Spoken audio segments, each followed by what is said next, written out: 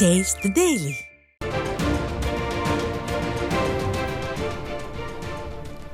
அண்மை செய்தி. செங்கல்பட்டு நகராட்சிக்குட்பட்ட அண்ணா நகர் பகுதியில் தெருக்களில் தேங்கிய தண்ணீர் குடியிருப்புகளுக்குள் புகுந்ததால் மக்கள் சிரமமடைந்து வருகின்றனர்.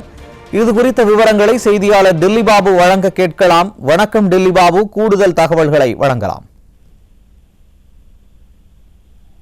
நிச்சயமாக சுரேஷ், வங்கக்கடலில் நிலவும் ஆழ்ந்த காற்றழுத்த தாழ்வு பகுதி தென்கிழக்கு கடலோர பகுதியை நோக்கி நகர்ந்து வலுவிழக்க வாய்ப்புள்ளது. இதன் காரணமாக தமிழகத்தில் பல்வேறு பகுதிகளில் கனமழை பெய்யும் என வானிலை ஆய்வு மையம் அறிவித்திருந்த நிலையில் செங்கல்பட்டு மாவட்டத்தில் நேற்று முதல் குறிப்பாக செங்கல்பட்டு, மதுராந்தகம், திருப்போரூர், திருப்பதிகுன்றம், கோவளம், கூடுவாஞ்சேரி, ஊரப்பாக்கம் உள்ளிட்ட பல்வேறு பகுதிகளில் கனமழையானது பெய்து வருகிறது. குறிப்பாக செங்கல்பட்டு பகுதியில் பெய்து வரும் கனமழையின் காரணமாக செங்கல்பட்டு நகராட்சிக்கு உட்பட்ட அண்ணா நகர் பகுதியில் சுமார் 150க்கும் மேற்பட்ட குடியிருப்புகள் வசித்து வருகின்றனர்.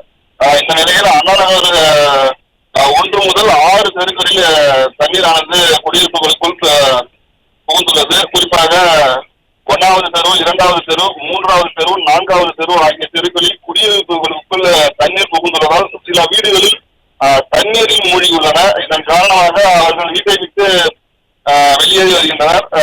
தண்ணீரை தற்போது வெளியேற்றும் பணியில் நகராட்சி ஊழியர்கள் ஈடுபட்டு வருகின்றனர்.